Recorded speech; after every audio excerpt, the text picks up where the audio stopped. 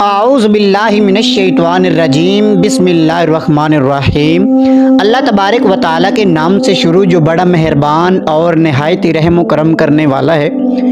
پیارے دوستو، حضرت عمر بن خطاب رضی اللہ تعالی عنہ انبیاء علیہ السلام کی جماعت اور امت کے سب سے افضل انسان ابو بکر صدیق رضی اللہ تعالی عنہ کے بعد اسلام کے دوسرے خلیفہ راشد فاروق اعظم کا درجہ ہے۔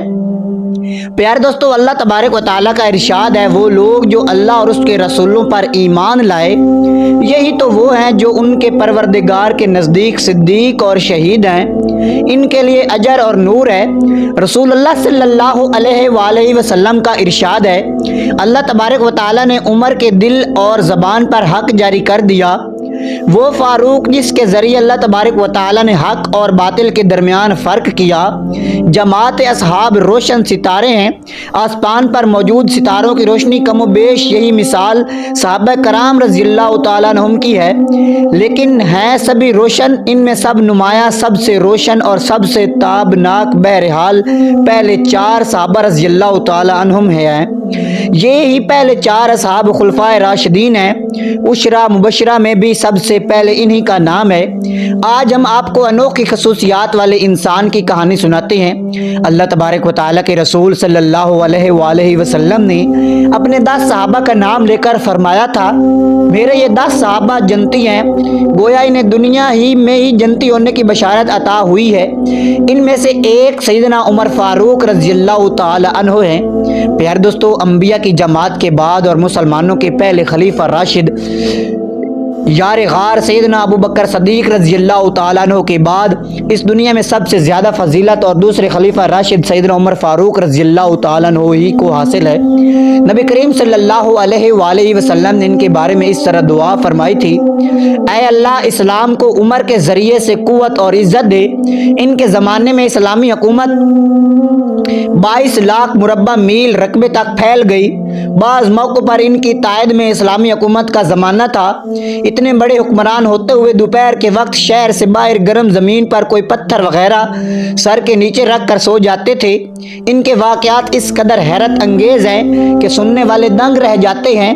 بڑے بڑے طاقتور حکمران ان کے نام سے کانپتے تھے، جبکہ خود ان کا یہ حال تھا کہ جسم پر خردر کا لباس ہوتا تھا۔ سیدنا عمر فاروق رضی اللہ تعالی عنہ سال شروع ہونے سے پہلے عیسوی یا 584 عیسوی میں مکہ میں پیدا ہوئے۔ پیارے دوستو، نبی کریم صلی اللہ علیہ وآلہ وسلم ان سے 13 سال پہلے دنیا میں تشریف لا چکے تھے۔ پیارے دوستو، والدین نے نام عمر رکھا، کنیت ابو حفص تھی، لقب فاروق تھا، یعنی حق اور باطل میں فرق کرنے والا۔ یہ لقب انہیں نبی کریم علیہ الصلوۃ والسلام نے عطا فرمایا۔ حضرت عمر کا سلسلہ نسب 8ویں پشت میں نبی کریم صلی اللہ علیہ وسلم سے جا ملتا ہے۔ آپ نے دنیا میں ہی آنکھ کھولی تو مکہ میں قریش کی سرداری تھی۔ یہ قبیلہ اسماعیل علیہ السلام کی اولاد سے تھا۔ قریش کے آگے چل کر 10 کے قریب قبیلے بن گئے۔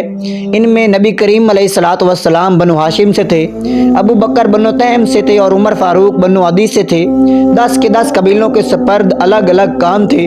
مثلاً کوئی خانہ کعبہ کی دیکھ بھال کرتا تو کوئی حاجیوں کو پانی پلاتا تھا، کوئی جھگڑوں کے فیصلے کرتا تھا تو بنی عدی کے ذمہ 2 کام تھے۔ قریش کو کوئی الیچی بھیجنا ہوتا تو یہ بھیجتے تھے، اور دوسرا کام یہ تھا کہ یہ 2 گروہوں میں جھگڑا ہو جاتا تو بنو عدی کا سردار فیصلہ کرتا۔ بنو عدی کے غار صفا اور مروہ پہاڑیوں کے درمیان میں تھے۔ حضرت عمر بن خطاب رضی اللہ تعالی عنہ یہیں پیدا ہوئے اور پرورش پائی۔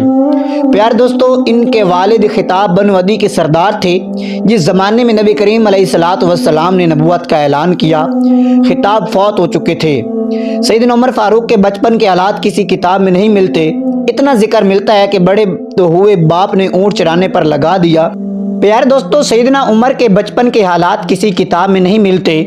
اتنا ذکر ملتا ہے کہ بڑے ہوئے تو باپ نے اونٹ چرانے پر لگا دیا۔ اونٹ چراتے ہوئے کبھی تھک کر بیٹھ جاتے تو باپ مارا کرتا تھا۔ جوانی کی عمر کو پہنچنے تک لکھنا پڑھنا سیکھ لیا تھا۔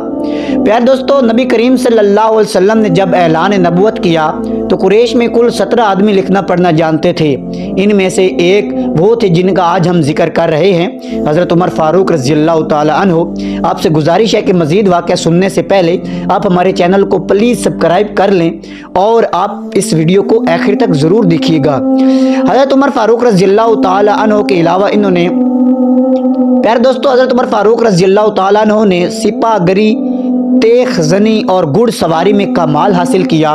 घुड़ सवारी का हाल ये था कि उछल कर घोड़े पर बैठ जाते, कुश्ती का फन भी सीखा, ऊंचाई के ताकतवर आलिम थे, चोटी के पहलवानों से मुकाबले जीते, शायर नहीं थे लेकिन इशार पसंद करते थे, तकलीद करने का ढंग भी आता था, मिजाज में गुस्सा और सख्ती थी। जवान होने पर तिजारत का पेशा इख्तियार किया। नबी करीम सल्लल्लाहु अलैहि वसल्लम ने नबूवत का ऐलान किया तो उनकी उम्र 27 साल थी। उस वक्त वो कुरैश में बहुत ऊंची हैसियत के मालिक थे, मक्का के मुअज़्ज़िज़ लोगों में शुमार होता था। इनके भाई ज़ैद बिन खिताब, बहन फातिमा बिनते खिताब और बहनोई साद बिन ज़ैद ने जल्द इस्लाम कबूल कर लिया, लेकिन उमर रज़ियल्लाहु ताला अन्हु अपने बाप दादा के मज़हब पर सख्ती से कायम रहे, डट कर इस्लाम की मुखालफत की, मुसलमान हो जाने वालों को मारते पीटते थे। मारते पीटते 6 साल गुजर गए, लेकिन हज़रत उमर फारूक रज़ियल्लाहु ताला अन्हु किसी एक इंसान को भी इस्लाम से ना फेर सके। इसी दौरान में कुछ वाक़यात ऐसे पेश आए जिनकी वजह से वो सख्त उलझन में पड़ गए। कभी इस्लाम की तरफ माइल होते तो कभी मुसलमानों के खिलाफ नफरत महसूस करते। इसकी वजह ये थी कि रसूल करीम सल्लल्लाहु अलैहि वसल्लम के मुतल्लिक कुरैश के काफिरों ने मशहूर कर रखा था कि वो जादूगर है। इसी ज़माने में एक रोज़ उन्होंने रसूल पाक अलैहिस्सलातु वस्सलाम को हरम शरीफ के अंदर नमाज पढ़ते देखा तो वो आपके पीछे खड़े हो गए। इस वक्त आप सल्लल्लाहु अलैहि वसल्लम कुरान पाक की सूरत हक़ की बुलंद आवाज़ में तिलावत कर रहे थे। अल्लाह तबारक व तआला के कलाम ने इन पर बहुत असर किया।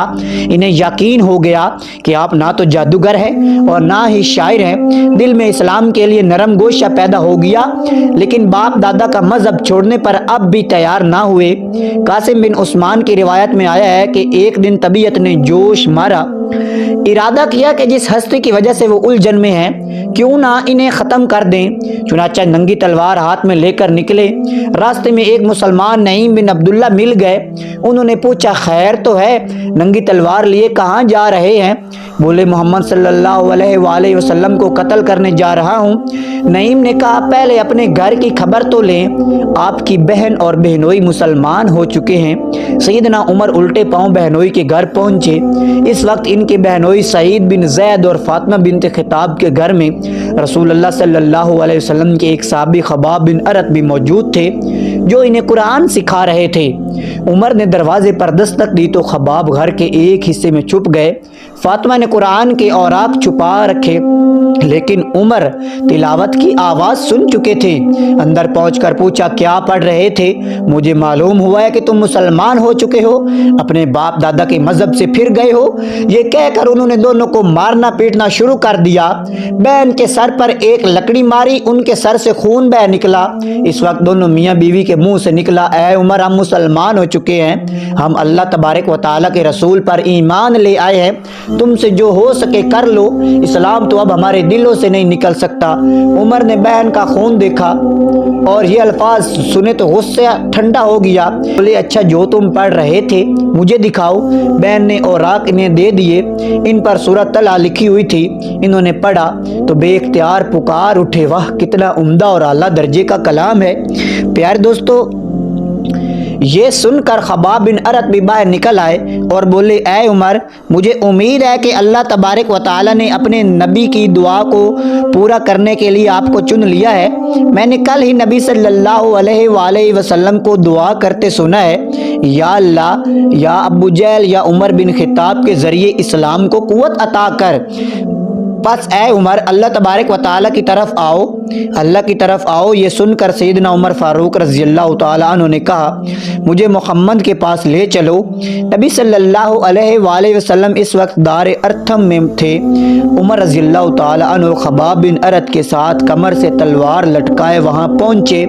दरवाजे पर दस्तक दी। एक साहबी ने अंदर से झांक कर आप अलैहिस्सलातु वस्सलाम को बताया बाहर उमर तलवार कमर से लटकाए खड़े हैं, न जाने किस इरादे से आए हैं। आपके चचा सैयदना हमजा रज़ी अल्लाह ताला अन्हु भी उस वक्त वहाँ मौजूद थे।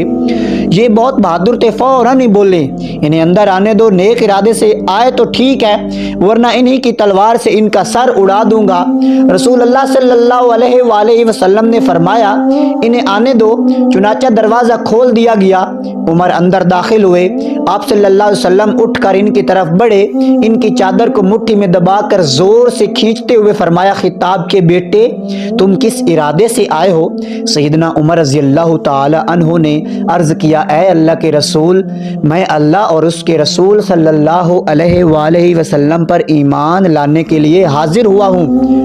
इस पर आप अलैहिस्सलातु वस्सलाम ने जोर से अल्लाहु अकबर फरमाया।